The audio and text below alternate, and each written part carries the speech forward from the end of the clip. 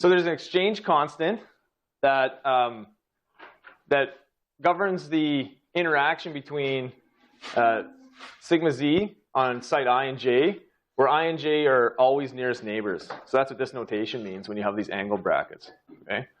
So this is the Ising part of the Hamiltonian. This is the transverse field, because this is a sigma x operator. These are all Pauli operators. So what we're going to do is essentially look at the phase diagram of this model first. We're going to derive or argue for the different phases that occur as a function of, j, h, and an external heat bath or a temperature. Before we do that, let me just say a note about the symmetries of this Hamiltonian.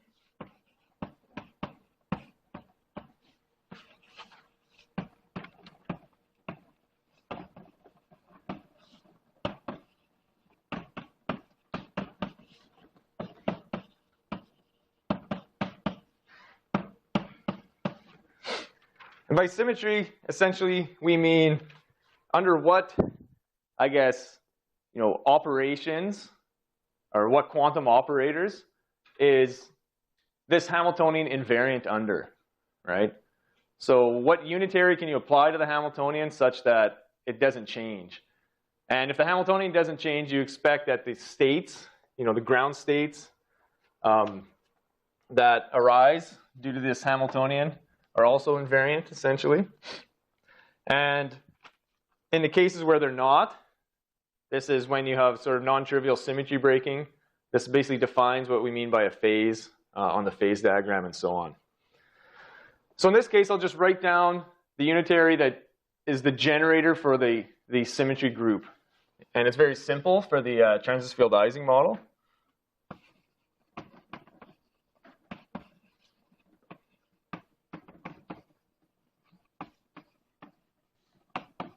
So I'm not really deriving this, I'm just stating what it is. U is a product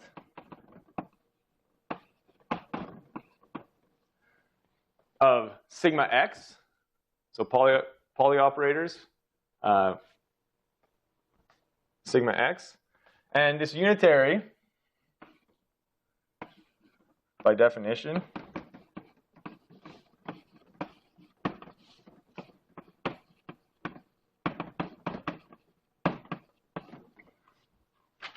acts on the Hilbert space of the model.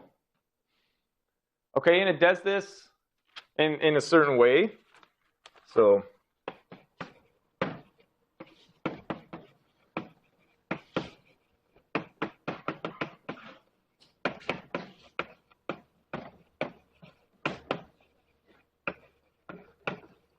to produce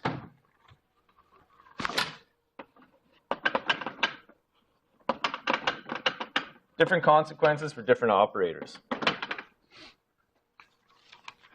Okay, and this is basically how we derive the sort of symmetry of the Hamiltonian. So we can look at the different operators that can occur. We have a sigma z operator. So what this unitary is doing is basically applying a product, or of all possible sigma x, or j going from 1 to n. And so it's essentially flipping all the spins, if you want to think of it, in the sigma z basis, right? Then it's reading out, one of the spins and then flipping them all back. But if you actually just basically write down the matrices associated with this, do the matrix multiplication, you'll see that the matrix multiplication of sigma x, sigma z sandwich in between two sigma x's will just give you back sigma z minus sigma z. Similarly, if you did it for y,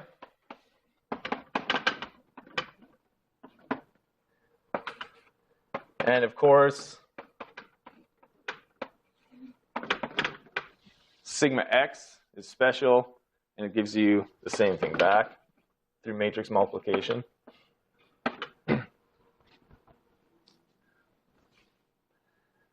So now when you take these, if you take this unitary and apply it to the Hamiltonian, the sign of this term will be unchanged because nothing changes in the sigma x operator. Each one of these will pick up a minus sign that cancels. And so your Hamiltonian is invariant under operation by this unitary, if you will.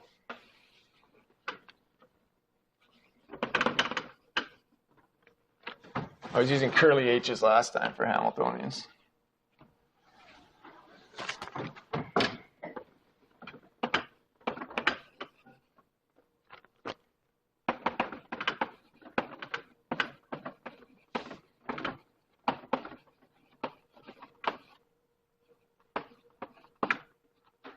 So this unitary U is a symmetry of H. Also means they commute.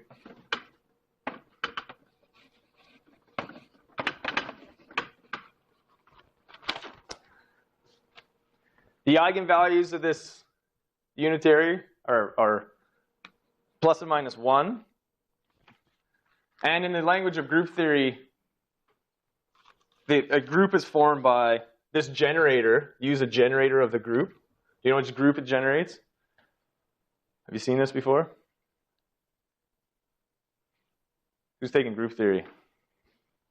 I haven't, so. So when you hear people talk about a symmetry of a Hamiltonian, basically what they're deriving is the group under which the transformations, generators of that group leave the Hamiltonian invariant. And this type of unitary, or this generator, forms a group called the Z2 group, Z2 permutation group.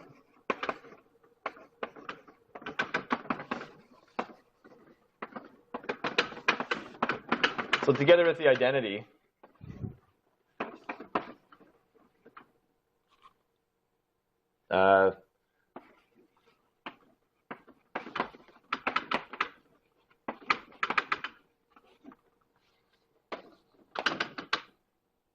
so Z2 symmetry.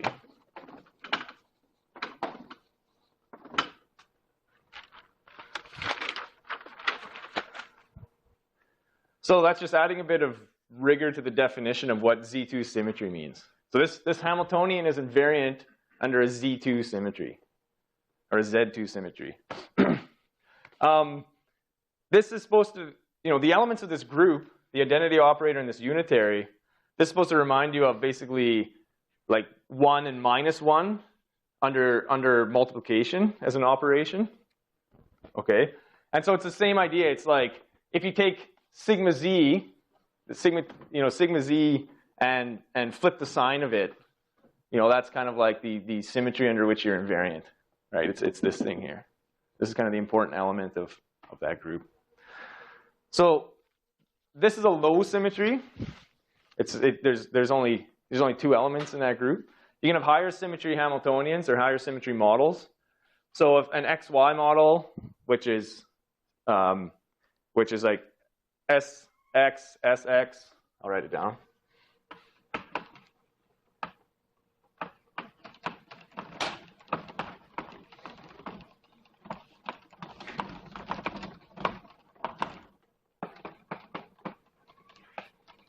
So these are still, let's say, spin 1/2 operators.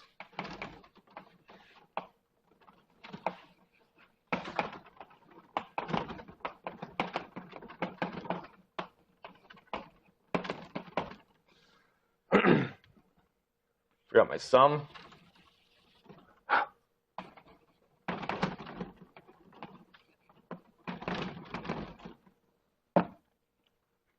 Okay, so you can imagine having an in-plane. There's no sigma z component here. You just have sort of in-plane spin 1/2 operators. Classically, this would have an O2 symmetry, so it would be invariant under operations within the group of O2. But quantum mechanically, it has a U1 symmetry. This is the same symmetry that gives you particle conservation in a model of like bosons hopping or some hardcore bosons, for example. That's a common symmetry that you'll see in condensed matter. For the Heisenberg model,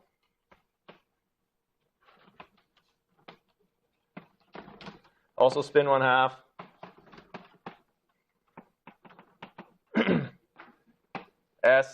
So all 3 components now instead of just 2. There's another higher symmetry. This is SU2 symmetric.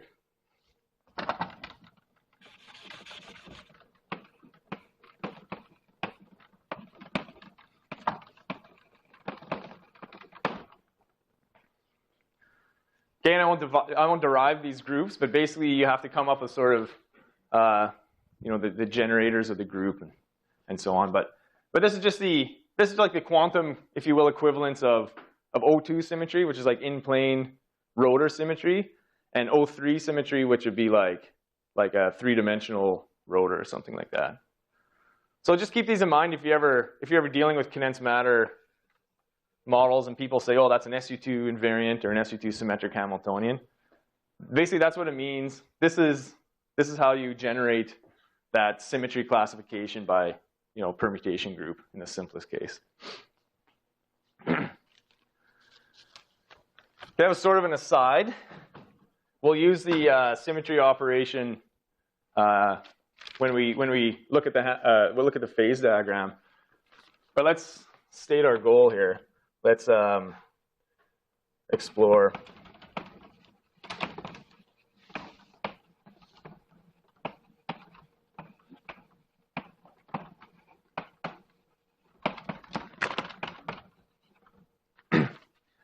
and the phase diagram, if you haven't encountered this terminology before, is literally just a diagram that labels the different phases as a function of the parameters in that Hamiltonian. J, H, and say temperature. So in order to determine what the phase diagram is, you'll have to use your prerequisites, which means basically stat mech, thermodynamics, and a bit of quantum mechanics.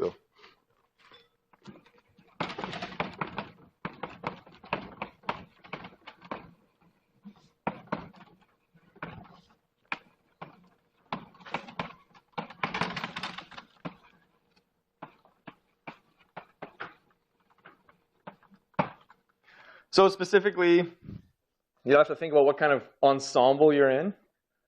Right? We have a whole bunch of spins. We have n spins. Maybe they're sitting on a hypercubic lattice. That's sort of implied by this notation. So we're going to work in the ensemble where we have a fixed number of spins.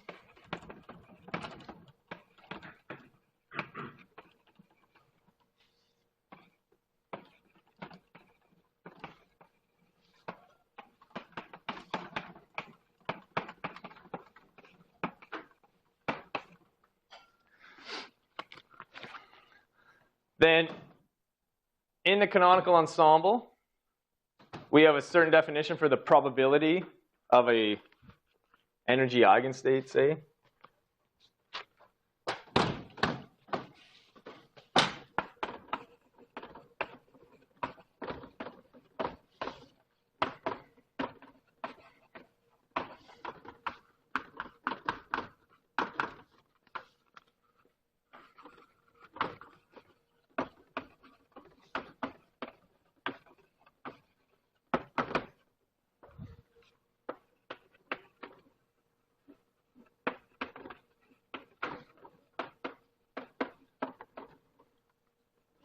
And by energy eigenstate,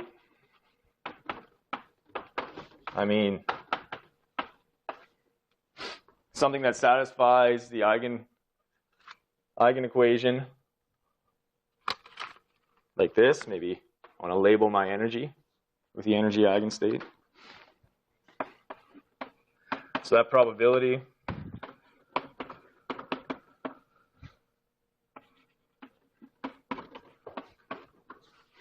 I would write as 1 over z e to the minus beta e, where beta is the inverse temperature, remember, 1 over kBT. Okay, hopefully this is all review for you guys. That partition function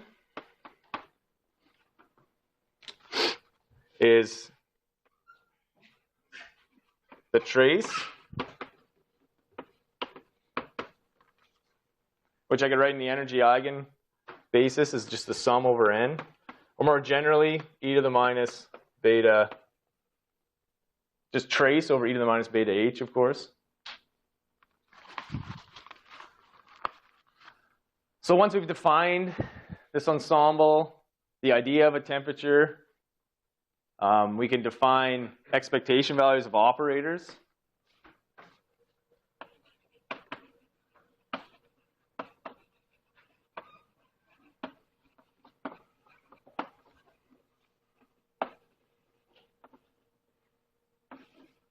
Call the operator O.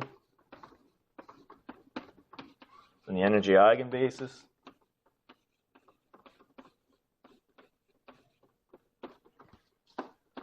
Or I can write that out as a trace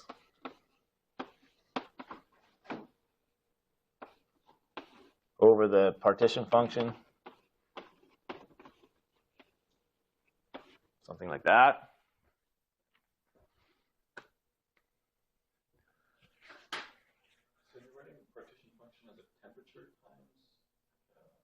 This is a trace.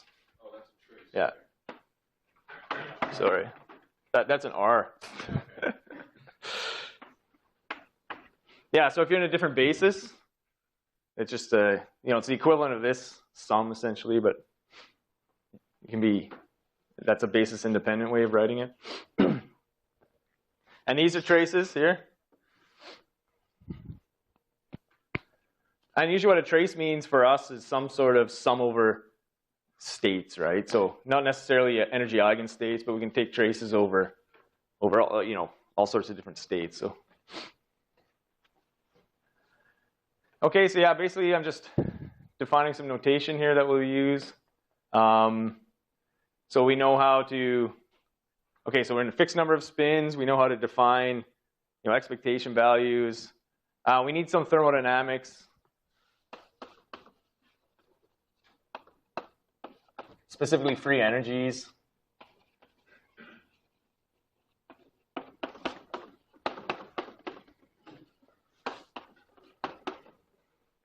Okay, so I won't review all of thermodynamics. But basically, minimizing a free energy is a common tool that we use to figure out ground state phase diagrams. Okay, so let's use all of our tools to explore this phase diagram.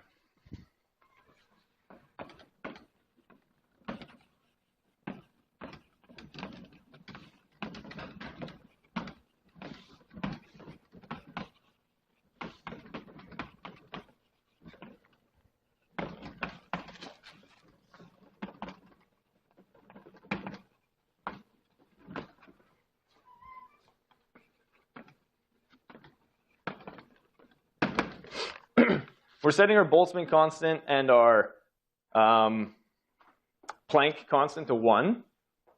And we need units for our temperature, essentially, and our energies. And we'll pick the units of J. So then our phase diagram is written in terms of H over J and T over J. Okay, that's basically the choice of our units is J. So that sets the energy scale in the problem. This J here. So anytime we have a transition temperature, it's a T over J. Anytime we have a transition field, it's an H over J. Okay? So you set Planck constant to 1 and what else? And I'll usually set this Boltzmann constant to 1 here. Okay. I haven't done anything with it yet, but I'm just warning you that it'll happen and I'll forget.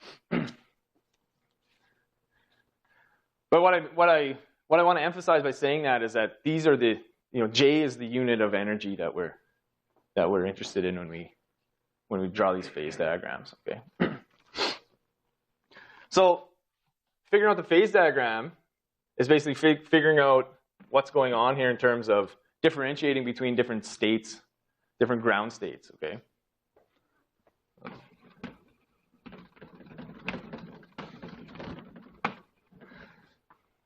And a ground state is defined by, again, the broken symmetry that occurs very simply. So it's something that we can determine via expectation values of operators. And we also might need to know something about the excitations.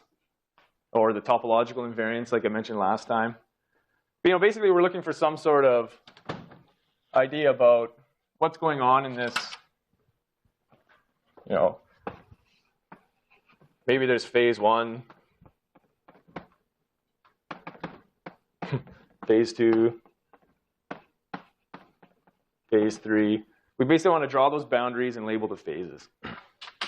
That's not what it looks like, by the way. So we'll start looking at special cases. We'll start basically on the axes, okay? And we'll determine whether or not there's phase boundaries on the axes, and then extrapolate the rest of the phase diagram. Question? How do you define the boundary between phase 1 and some other phase? It's defined by the phase transition, which is a very... And there's some first or second order. Correct, yeah. So you'll either have you'll have some sort of singularity in a free energy derivative or something like that. Yeah. So one thing we're trying to do here is identify phases and phase transitions, right? And so let's talk about how you do that now, I guess. So let's choose one of these. Which one do I want to do?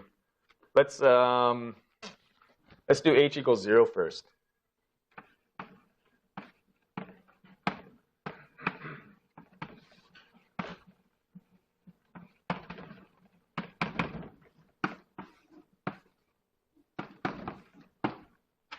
Zero transverse field. So we're basically staying on this axis here, and we're asking what's going on with the phases and phase transitions on this axis. Okay, so this is a very well-known case.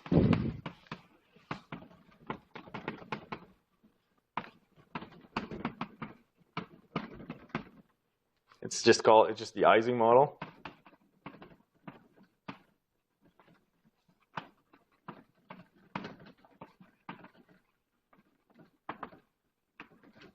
On a d-dimensional hypercubic lattice.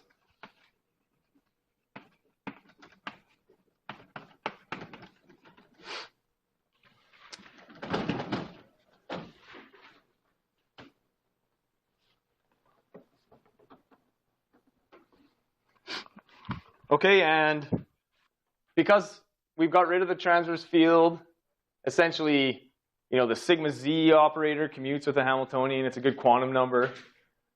That's the description of the state that we're going to be looking at. So in terms of that sigma z, or the expectation value of that sigma z operator, at t equals 0, so first here,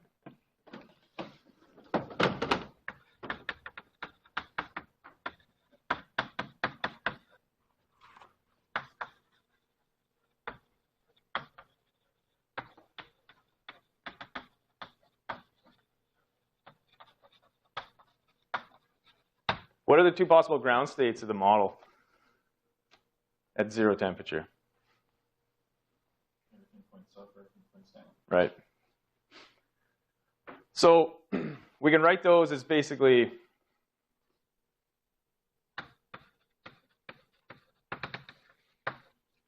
n arrows pointing up, right? Or n arrows pointing down. They minimize the energy. That's one way to think about it. You're at 0 temperature, right? So you have no entropy. You're always trying to minimize the free energy to figure out what the state of the system is. The principle of free energy, or something that's called.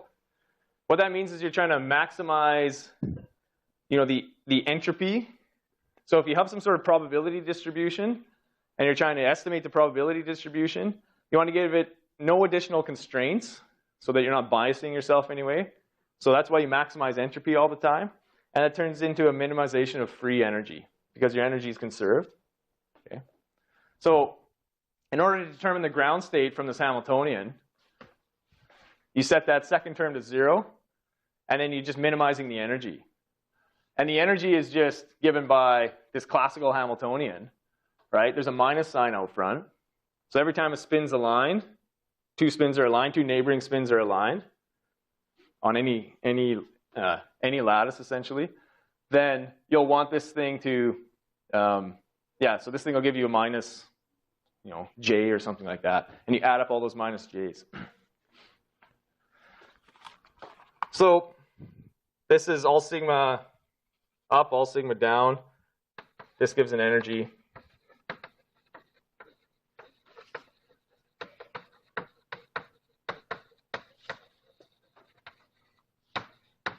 Which I'll call E naught.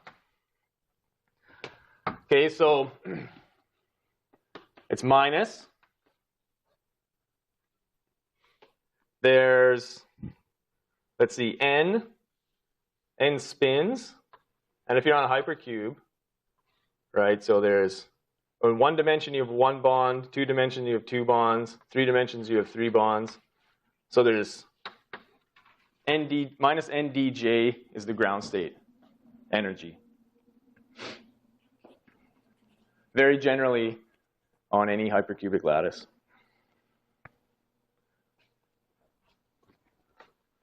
This is called the ferromagnetic phase.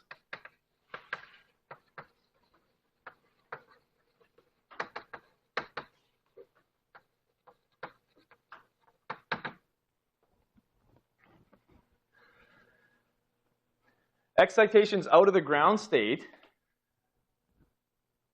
raise the energy. This is the lowest possible energy. And we'll talk about excitations lots.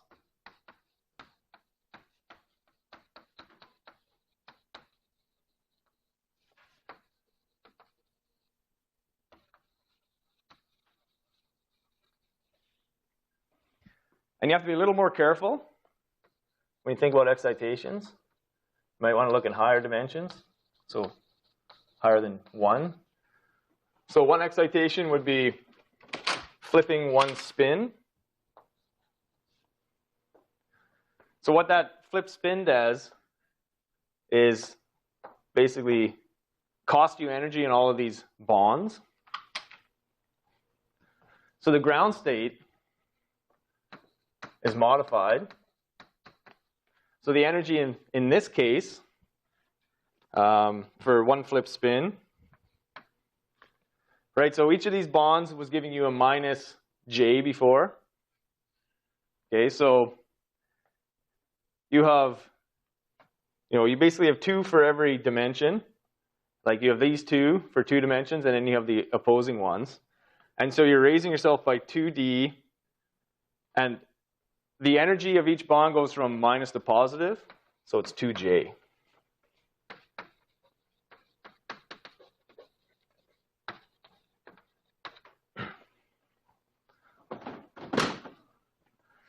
So we'll look at the energy of those excitations in general. So if you think about this a little bit before we go on, you might ask, which one of these 2 states does the system choose?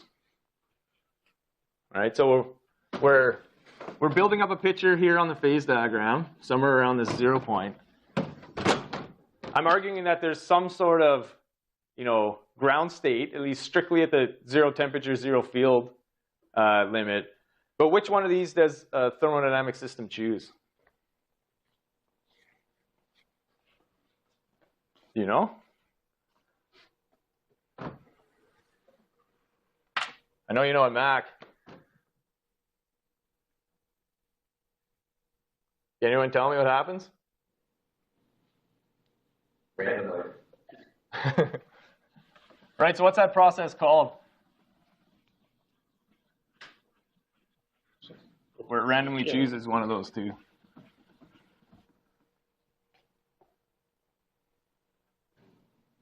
Gambling.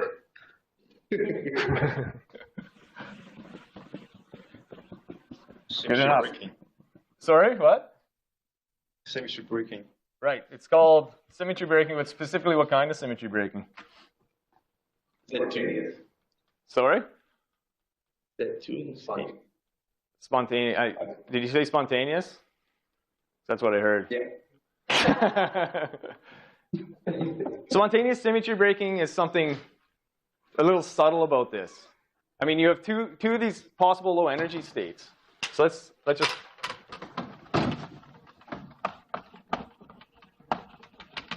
Let's just make an aside here about this apparent paradox. Naively in the ground state, you have these two different possibilities. Okay. I don't know how to spell naively.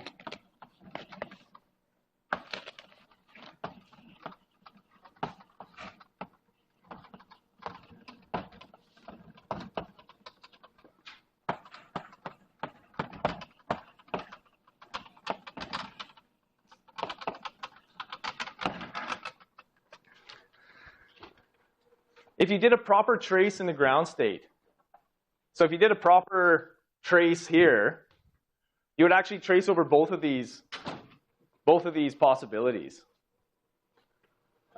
So a little more technically, you can imagine calculating the expectation value of the sigma operator, sigma z operator, on some site I. Right? So you know what it is in each one of those two ground states. And you know how to calculate it. It's with that formula right over there. So sigma z e to the minus beta h.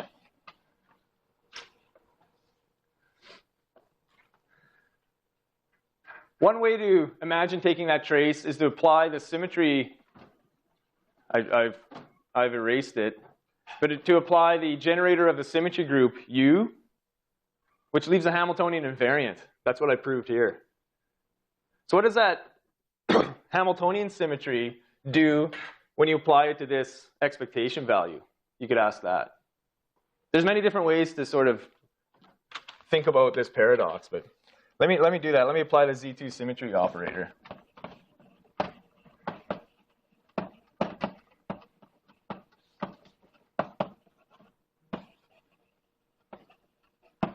It's the same as saying calculate the expectation value in both of those ground states, essentially. But it should leave the state invariant because it's the symmetry of the system. So U dagger U.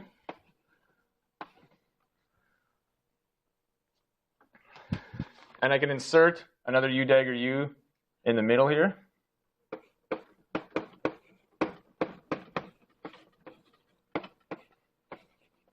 Sigma z, U dagger e to the minus beta h, U. And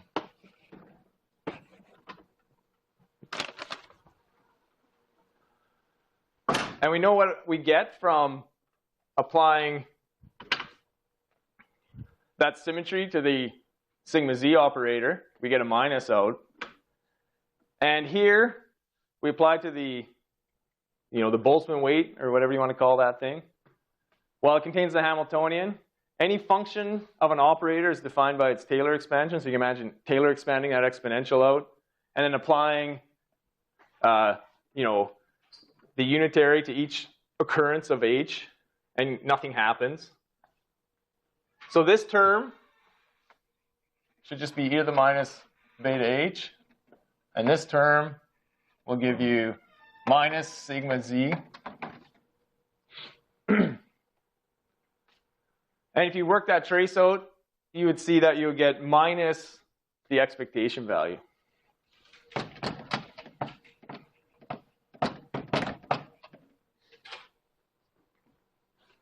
And the only way that the expectation value can be equal to minus the expectation value is if it's 0. Which is another way of saying, if I traced over these two ground states, and say I picked a spin here, and I added up the expectation value of that spin, you would get 0, right? That's just a fancy, group generator symmetry way of saying that. So what's the resolution to this paradox? You're taking an average. Pardon? Well, you're taking an average over all possible configurations. Yeah, so basically the resolution is that you shouldn't take the average over all possible configurations. you should do what they said at Mac and just randomly choose one. But that process by which you randomly choose one is only well defined in the thermodynamic limit. And that's called spontaneous symmetry breaking.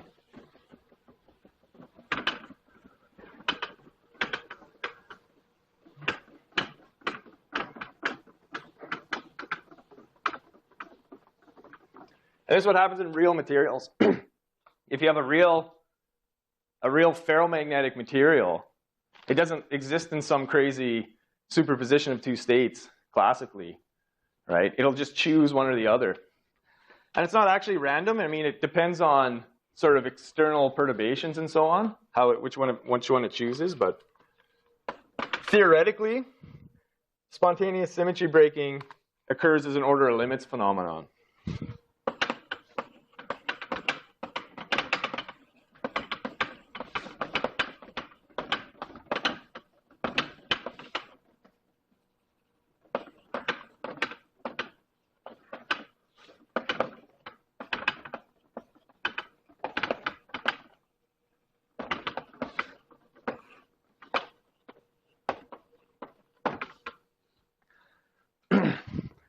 So these two states essentially have the symmetry of the Hamiltonian.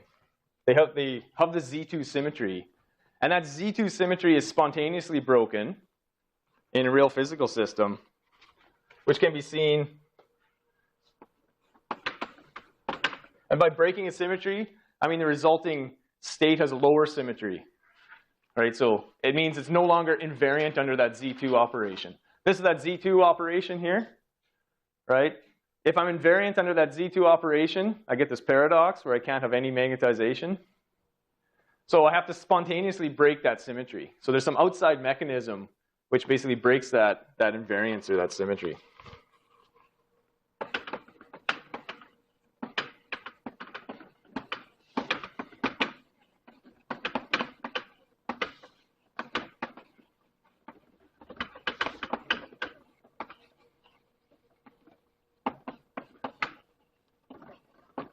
If I take the Hamiltonian and apply a small parallel field, which is defined as a sigma z field,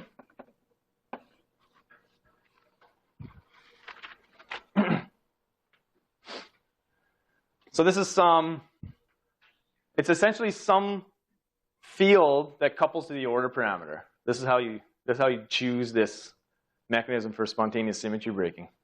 I know the quote-unquote order parameter. I know the symmetry of the ground state. I couple to it, so I break that symmetry, because this magnetic field will choose all spins pointing up and not all spins pointing down. It's a global field. It'll pick one of those. And if I put a plus sign here, I would choose the other one. So if I apply a small symmetry breaking field, a small term which couples to the order parameter, and then I take the thermodynamic limit first. So take the limit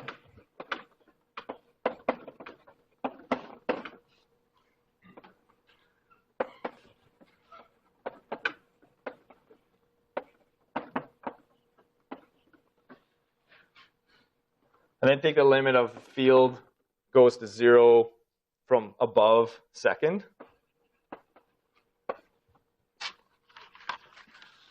Then we'll get a finite expectation value. So if that in that limit, so limit h parallel goes to 0 after the limit of n goes to infinity of sigma I z,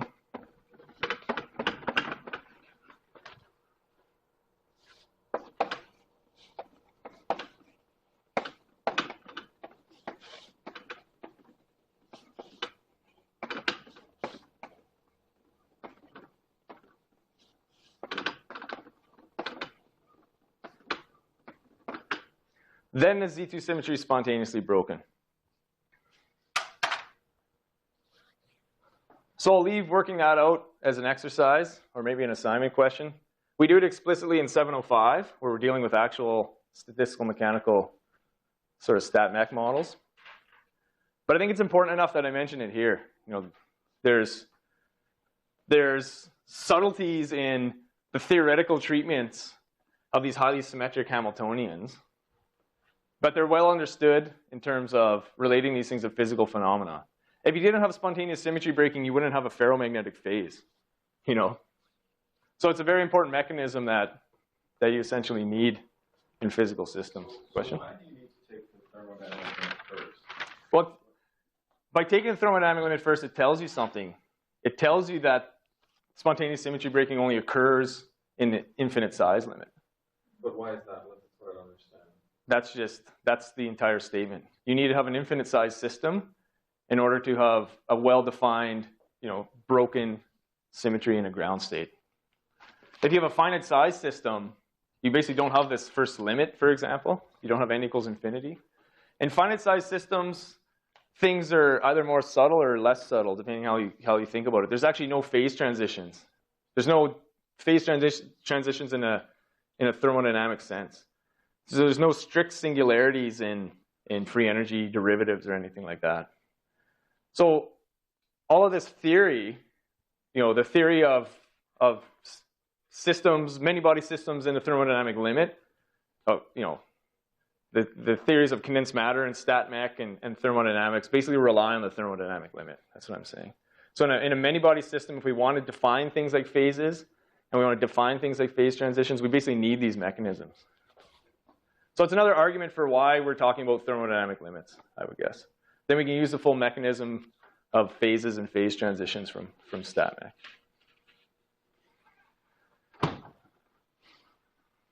Okay, so that's food for thought. What it means is I'll often be considering just one of these two states.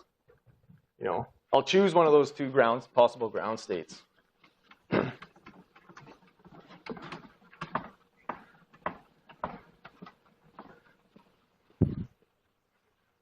All right, I bet you thought this would go faster, right? But we're still sitting at this. We just had a complicated explanation for why we have a ferromagnet at this 0 point, this 0, 0 point of the phase diagram. All right. So what happens here is you'll have a ground state that's one of these two, and it's randomly chosen. If you want to say those words, it's spontaneously chosen. So now, does that ferromagnetic phase exist when I turn the temperature on? What do you guys think? Is it stable thermally? No. That's one right answer. Yes or no? It depends. It actually depends on the dimension of the system. And so, how do you know, right? Well, basically, you have to look at the free energy associated with this type of excitation. Right? So start forming an excitation and ask whether or not that red minority droplet proliferates throughout the system and destroys the phase. That's one way of asking that question. That's called the Peierls argument. So question?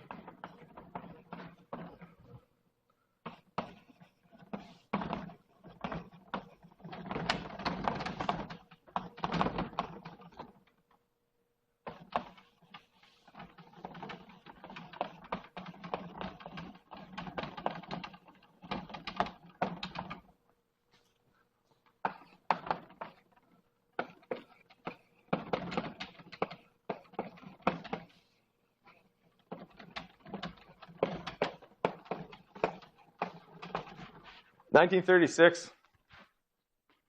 Amazing.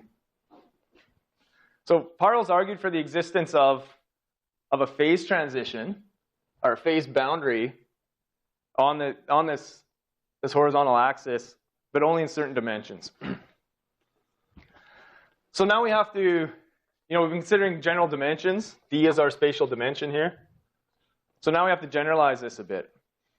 So let's look at different dimensions. So let's start with the case of D equals 1. Okay, so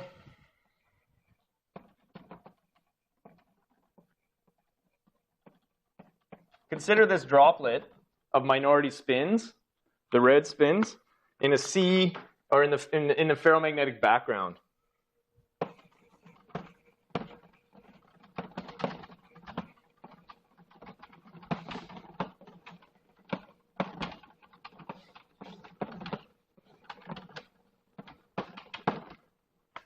So let me draw a real space picture.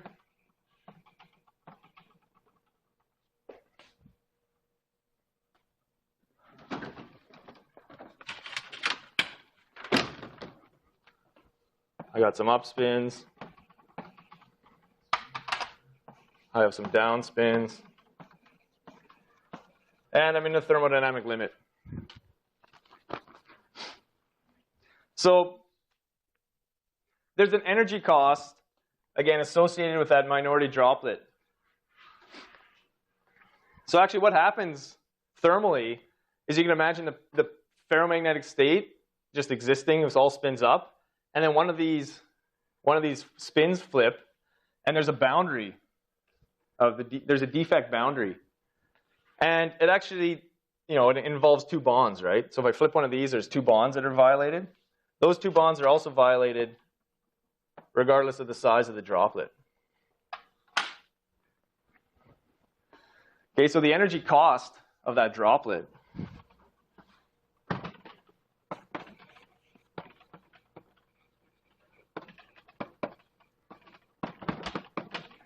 so it's a ground state energy plus dimensions 1, right? So it's just plus 4J.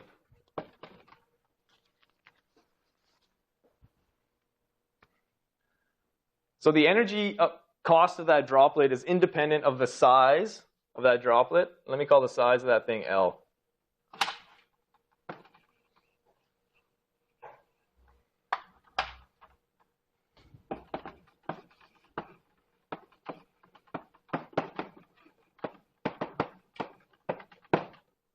Independent of droplet size L.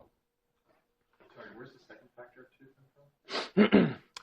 So on a hypercube, all right, so, well, yeah, I'll draw it here. But so if I have a minority spin, and I have spin up, actually that sum is over all nearest neighbors in the Hamiltonian. So I also have to account for these two bonds. So you see that factor of 2. So that's 2D in the formula.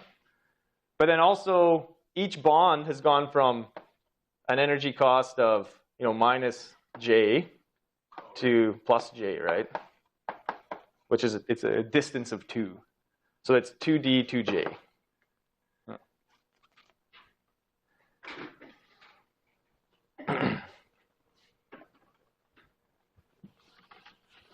Okay, so that's the energy cost. But the energy isn't the thing. If we're talking about finite temperatures, energy is not the only thing that's important. We have to consider the free energy.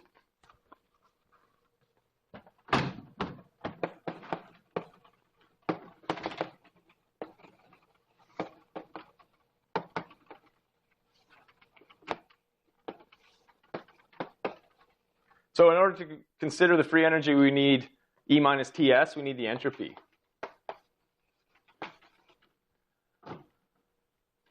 And the free energy is the thing which the system will minimize. It'll choose a state that minimizes the free energy.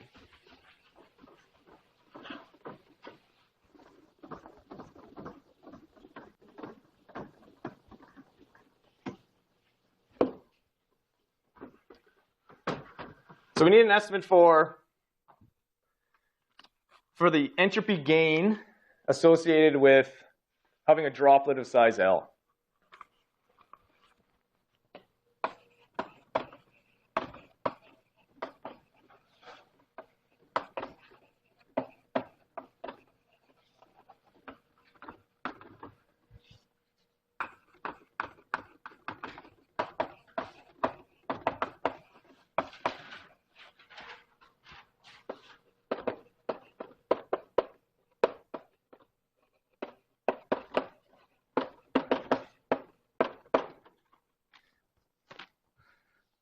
So there's different ways of doing this. How do you estimate the entropy gain? So there's a droplet. It exists somehow in your system. One way of doing it is imagining all possible ways in which you can embed this droplet in a system, basically. And if we're considering a thermodynamic limit, we have to define what that means. And so we can define that entropy as the number of different ways a single site, I, pick one site out of there, maybe this one. How many different ways can you associate that droplet with that site?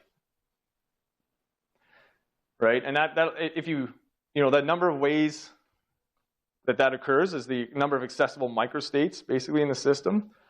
And then the entropy is minus log of the number of accessible microstates. So that's the argument. Let me write it down.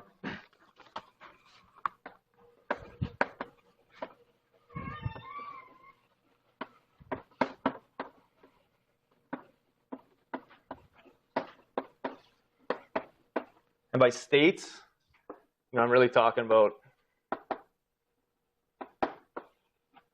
I forget how I wrote this last time, but the set of all sigma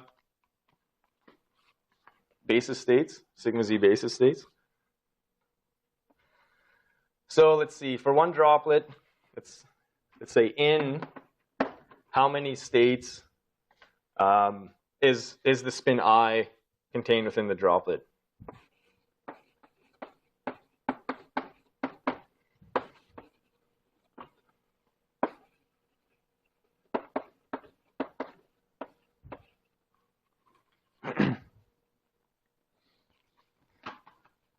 And in one dimension, this is fairly easy. You can imagine having a whole bunch of sites.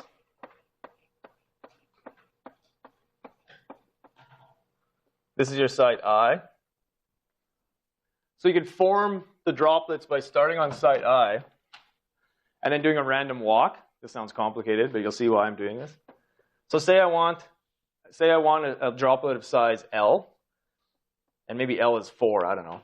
I can imagine doing a random walk, one which randomly chooses between neighboring spins, and then stopping when L equals 4. That's the algorithm for choosing, 5, sorry, this is 5, right? Whatever your L is. And you can see, depending on how that random walk works, I could basically shift this window in L different ways around that site. It's almost too easy in one dimension, right? So in 1D, L states have site I in the droplet.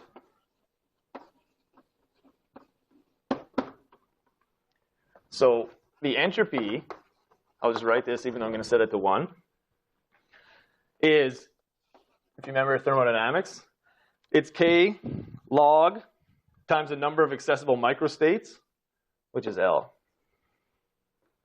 That's always the definition of a configurational entropy.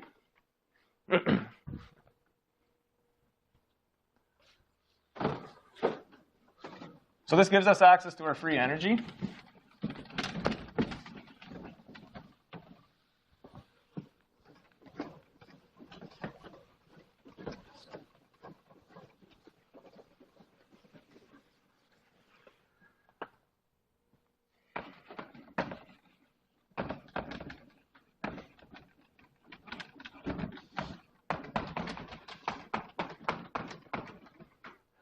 The energy is some constant, 4J. We can always define free energy up to some arbitrary constant. So let's define it up to E naught. So it's going to be, let's see, 4J, what did I say? 4J minus T times entropy, which is log L. Or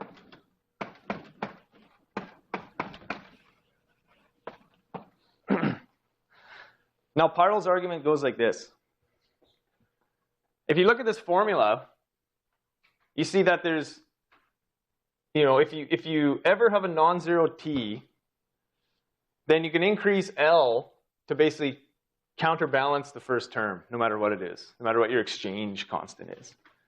So you can always grow L big enough to basically make the entropy dominate. And once the entropy dominates, it means that you don't have an ordered ground state anymore. It means that those droplets proliferate, or they grow to infinite size, which is kind of a paradox, because if the minority droplet's infinite, right, then you don't have a droplet. So then you have to say, well, then another droplet forms and tries to become infinite inside that droplet, right? And that proliferation of droplets is basically the mechanism by which the phase is destroyed. So in this simple free energy argument of Peierls, any non-zero temperature destroys the ordered ground state.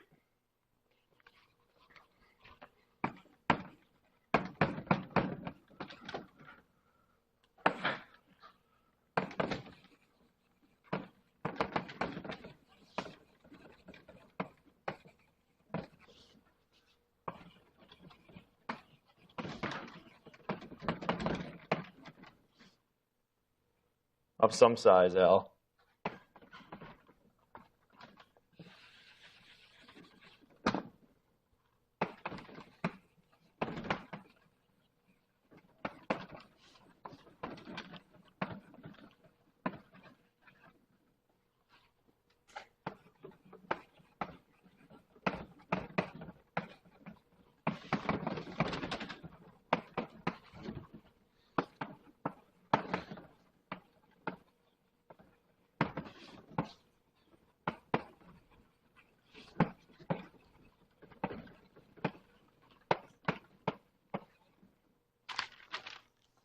So what it means for our phase diagram is in this special case of one dimension, there's actually no phase boundary.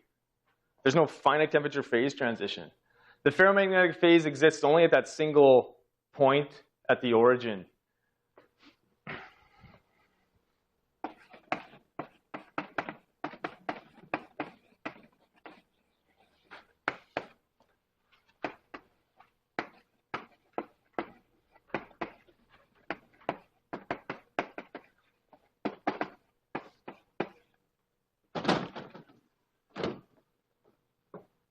So for those of you studying like the toric code or topological order, Peierls' argument's the same reason. It's the same mechanism by which basically two-dimensional topological order is unstable thermally, and it really has to do with the dimension of this boundary here. So in the toric code, you form, if it's two-dimensional, you form droplets of minority phase, but the boundaries of those droplets are zero-dimensional, just like they are here. And that's why the two-dimensional toric code doesn't have any finite temperature transition. That topological order is only stable at zero temperature. So if you don't know what I'm talking about, that's fine. We'll talk about that a bit at the end of the class when we talk about Z2 gauge theories.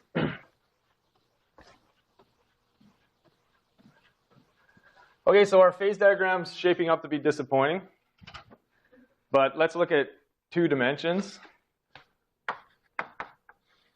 Okay, so this is all one-dimensional, special case of 1D. So let's look at 2D and see what happens.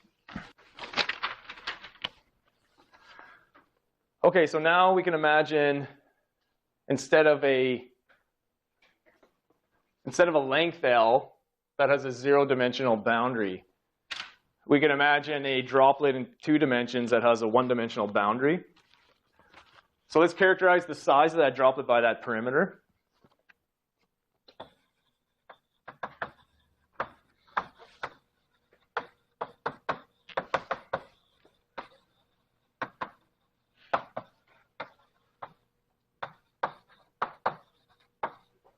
So now the perimeter length is L.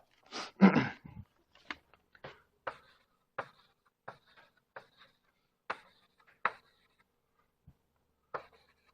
don't know, something like this.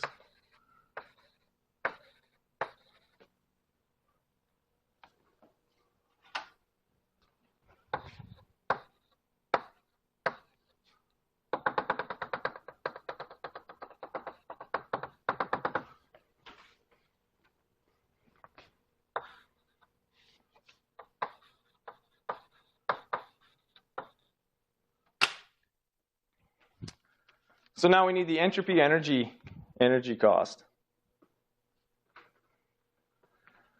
So if the perimeter is defined as the number of bonds cut by that boundary, then the energy cost is just 2J times L.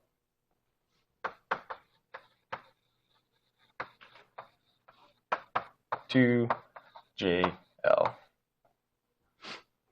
So it's different than the one-dimensional case, where in the one-dimensional case, the energy cost was just the constant 4J.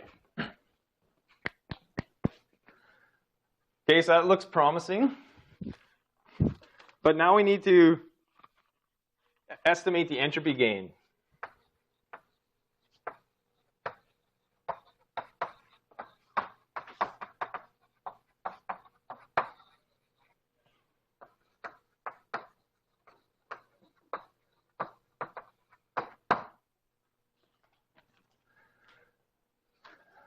So it's the same argument as one dimensions. We're going to define the entropy as, for a droplet, how many states does site I have a downspin? In how many states does site I have a downspin? So we're going to pick an I. We're going to pick some site. And we can imagine forming a droplet like that with some length L. And of course now you can see how complicated it's going to be. So maybe this is your site I, and your random walk was here, here, here, here, and back again. But you could also imagine other clusters that have basically the same length, that have different shapes and so on. So you somehow have to incorporate all those different shapes of clusters into this entropy estimate.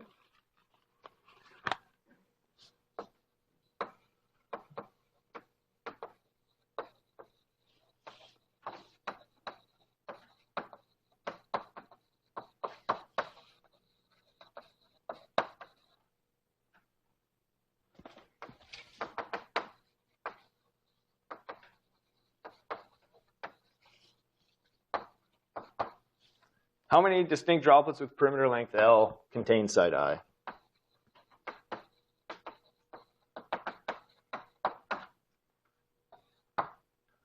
There's other ways of estimating the entropy, but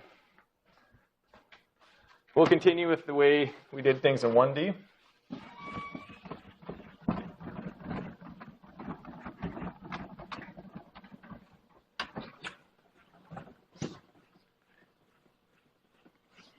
And all we need is a rough estimate. I just want to know order of magnitude, essentially. I want to know the functional dependence of the entropy on L. Okay? And that's enough to do the Peierls argument. So just like 1D,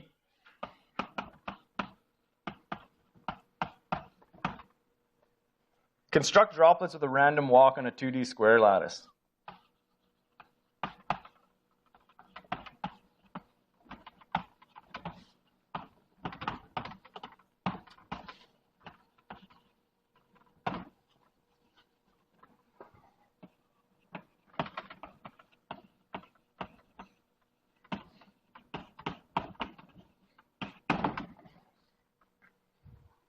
So we want a boundary length L, and we imagine starting at site I.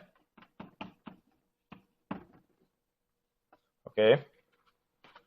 And then doing a random walk. So we might do one step like this, whatever. We're moving around a square lattice. And we're forming droplets of some shape. Now for each step in that walk that I just did, you have 4 different choices of direction.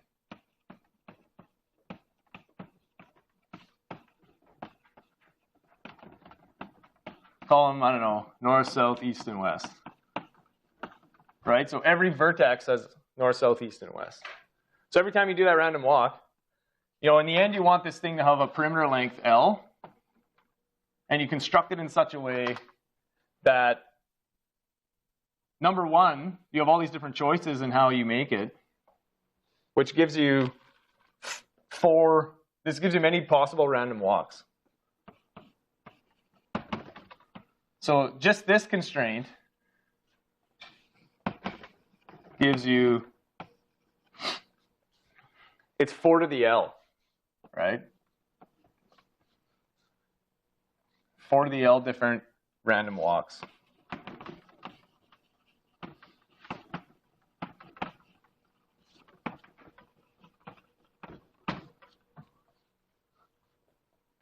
Because for every time I make a choice, right, I have 4 different ways of making that choice. And I want L of them total.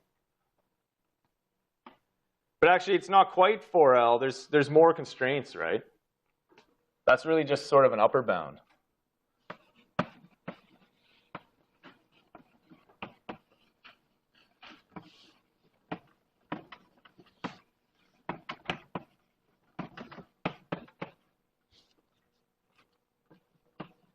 So for example,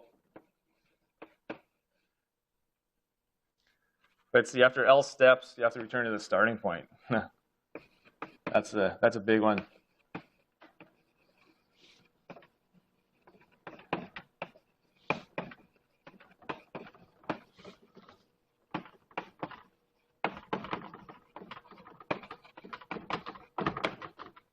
That distinguishes between a random walk that's like, you know, of length L like that, right? And a random walk that's length L like that. So that's a pretty important constraint. Because if you don't close that cluster, you know, L is the boundary somehow, right? So, you know, we want to form closed boundaries, minority droplets. It's hard to quantify that one. We can quantify other constraints if you look at each step in the random walk. So for example, you don't actually have 4 choices every time. You know, once you start that random walk from site I, you get to restrict yourself through no backtracking.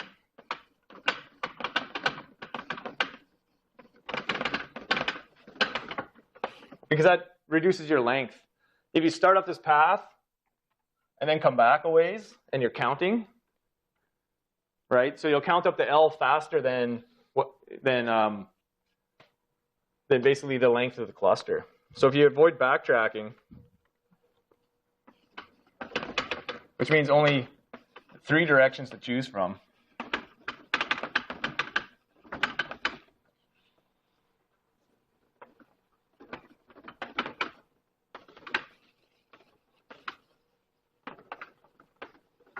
after the first step, it means like the tail, or the history of your thing matters. So really it's not 4, it's more like almost 3. But then there's actually additional constraints. So, you know, instead of 3 to the L, there's actually, you know, in some cases it's not, you don't want it to intersect. So if you don't want it to intersect,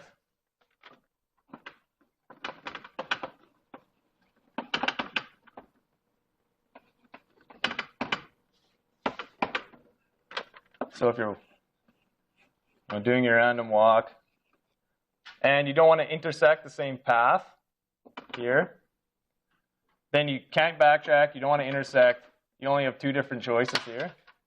You only have this choice and this choice.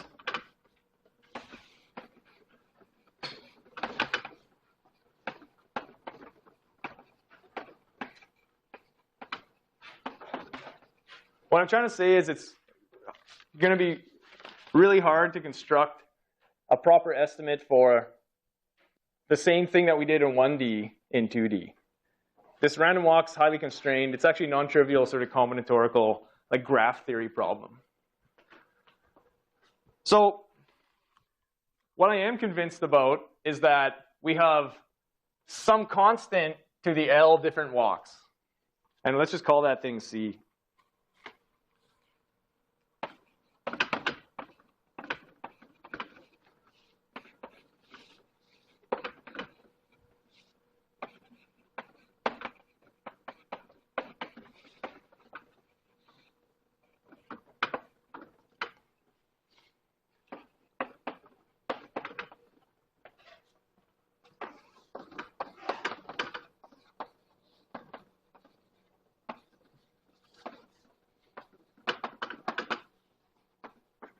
And C is something like,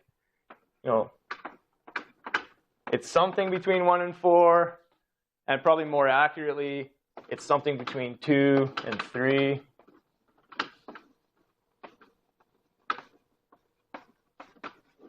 But let's just call it this constant C, okay?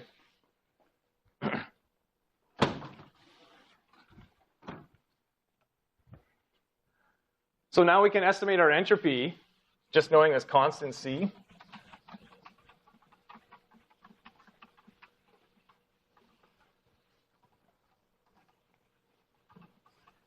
And that's the number of accessible microstates, or the number of states with site I in the cluster, if you want to call it that. So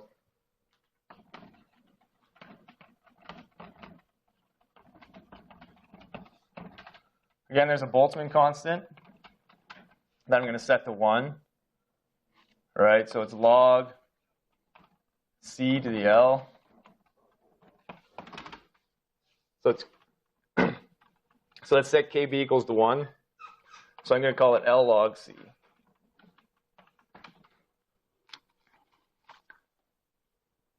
So the only important thing I wanted to emphasize was that this is the form of the number of accessible microstates, C to the L. Now the free energy, we just E minus TS of that minority droplet. So it's 2JL minus temperature L log C. And there's L occurring in both terms. So I have L times 2J minus T log C.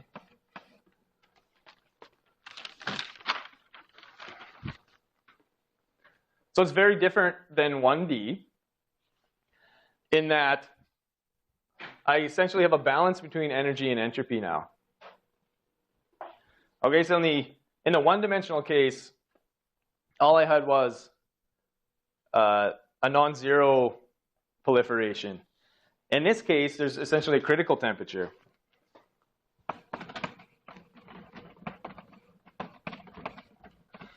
So if the temperature is greater than 2J over log C,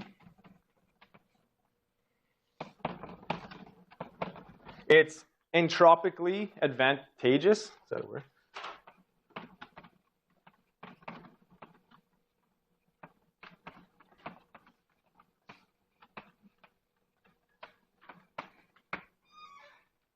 So the proliferation of droplets only occurs for temperatures greater than some critical temperature, which I don't even need to really know the form of C to determine. So in Peierls' argument,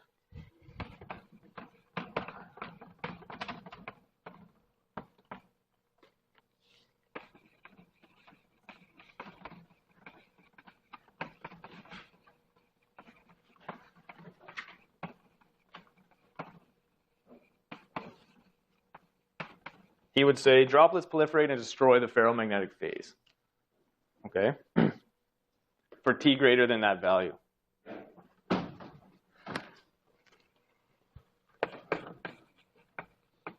But if T is less than that value,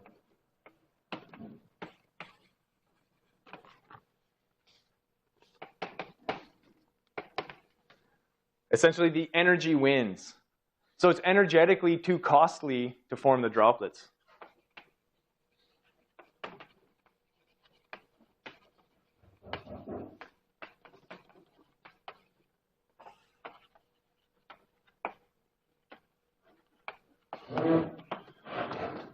And then the ferromagnetic phase survives. So your spontaneous symmetry breaking survives up to some critical temperature.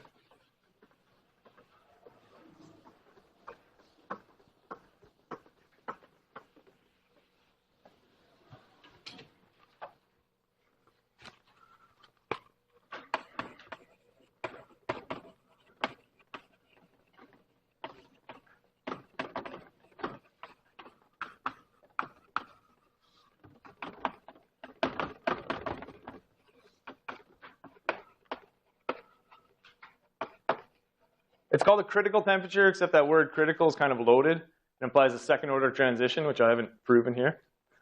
So sort of more accurately, it's a, it's a phase transition, or more generally, it's a phase transition. What is the value of the critical temperature? If I sort of take my best guesstimate for C, so if I assume somehow that, if 2 is less than C is less than 3, so what, 2, let me say J equals 1, so 2 over log 3 is less than this critical temperature is less than 2 over log 2.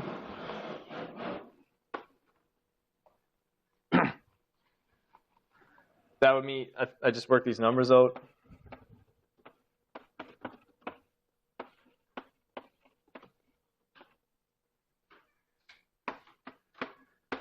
So T is the position of this phase transition. It's actually T over J, call it critical.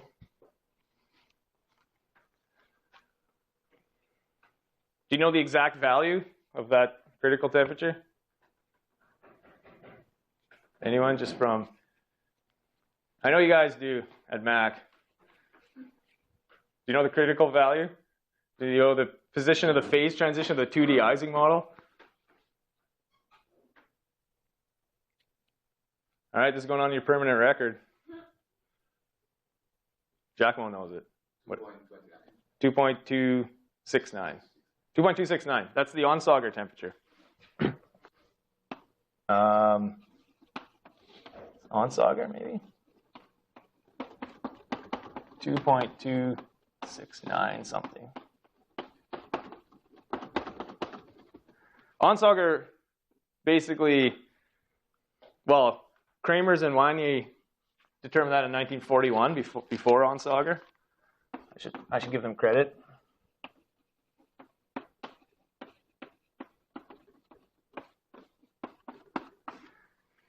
Dude, it's like World War II, and everyone else was like doing World War II stuff, and these guys are figuring out the TC of the 2D Ising model. But that's a huge sort of triumph of classical statistical mechanics, is determining that phase transition exactly. The Kramers-Wanier formula is 2 over log 1 plus root 2 is 2.269. But Onsauger solved the 2D Ising model exactly using transfer matrices. So is that experimentally, are there any crystals that have that, or any ferromagnets?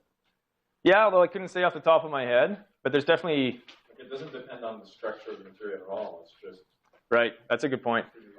Yeah, we assumed a hypercube, but it really doesn't matter what that lattice is, because the interactions are ferromagnetic. It could have been a triangle, or it could have been a honeycomb or something like that. Yeah. So essentially, this type of critical point exists all over the place, and not just in magnets. If you take 705, then you'll realize what I mean by critical. The sort of universality class, or the symmetry breaking associated with this, the Z2 spontaneous symmetry breaking, occurs in all sorts of transitions, like the liquid-gas transition and liquid crystals and all sorts of stuff like that. So the phase transition itself is very interesting, and it's basically the subject of an entire class. But from our perspective here, all we've done is demonstrate the existence of this phase boundary through some simple free energy argument. And it's kind of, we did a not bad job with sort of a really simple entropy counting path. So if you take a 705, you'll essentially derive this in some sense exactly. So this is the most important phase transition basically in StatMech and condensed matter.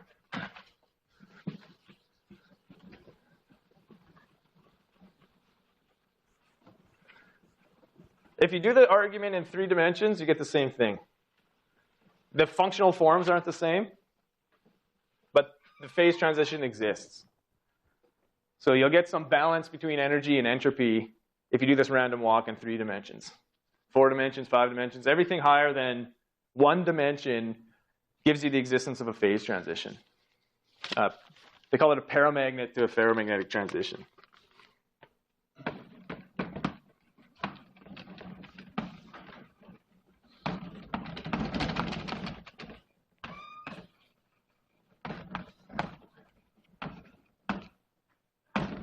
So that's zero field. This is still classical.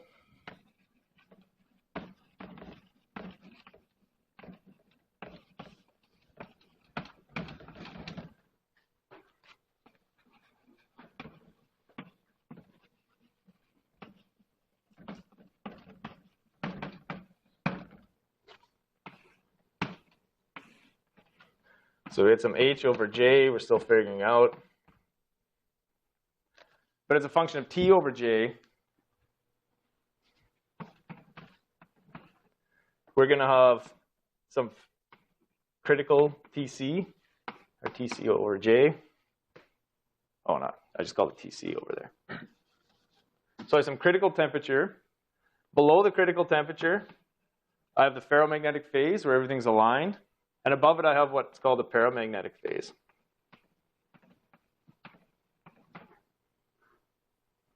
Or PM.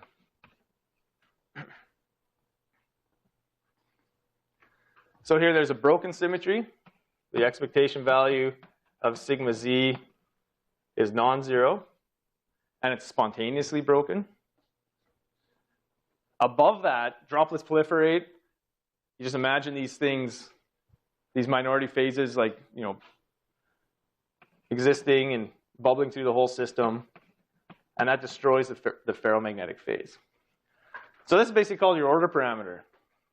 The expectation value of sigma, oh, it's an expectation value, sorry, so it has, I'm labeling the operator. It's the expectation value of sigma z's there.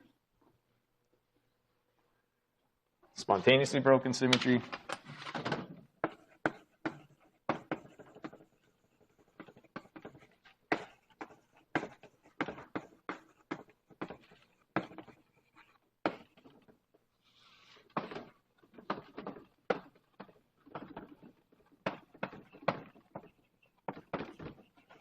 The state retains the invariance of the Hamiltonian there.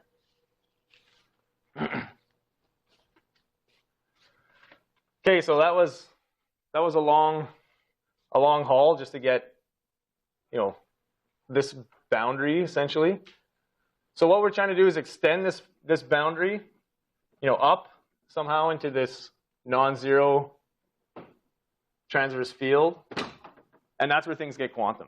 So we're mixing, as you can see, like classical stat mech and thermodynamics, and we're using all of that knowledge. Now we have to mix it with quantum mechanics, and that's really the essence of quantum many-body theory in some sense. Let me just set this up, and we'll finish the phase diagram next time. Any questions on the phase transitions in the Ising model?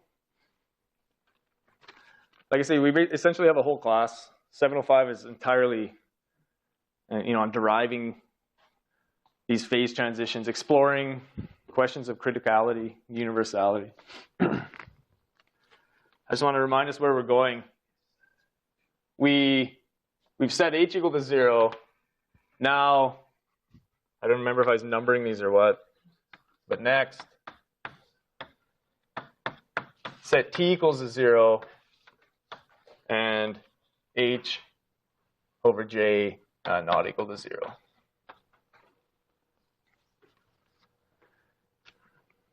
And now we have quantum mechanics because, well, number one, sigma z and the Hamiltonian no longer commute. So we can't just throw everything in the language of sigma z. It's not just all spins, classical spins, up or down, you know what I mean? We have to worry about other spin states. So just to set this up,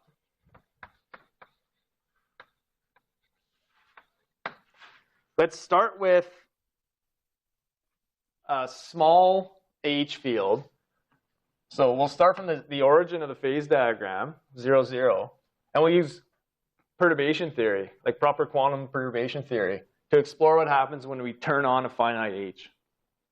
H is always a magnetic field, or can it be? Well,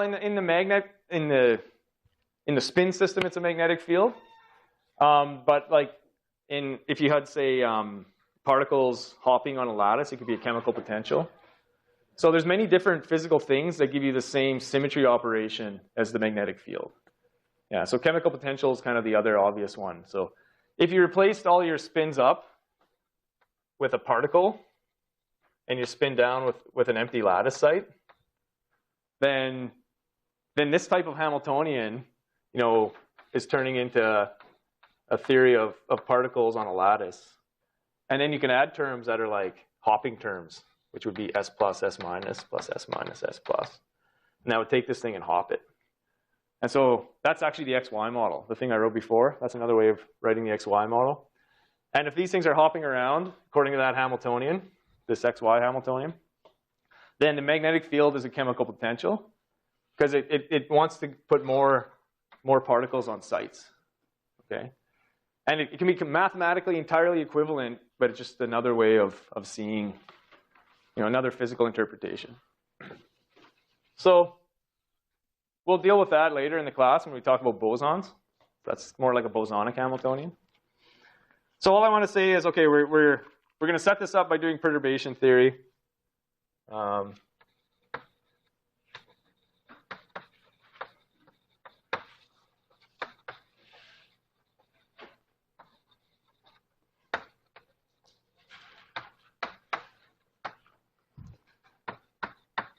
And what we'll be asking is whether or not, I guess, the expectation value survives.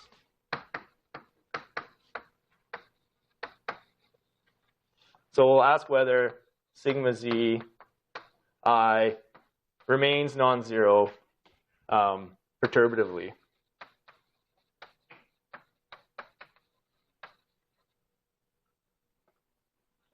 And that's it. It's as simple as that. So instead of doing a Peierls type thing, we're going to look at perturbation theory. And I'll look at perturbation theory in terms of this point in the phase diagram. And, I'm not going to keep you in suspense. What happens is the ferromagnetic phase survives perturbatively as a function of h over j.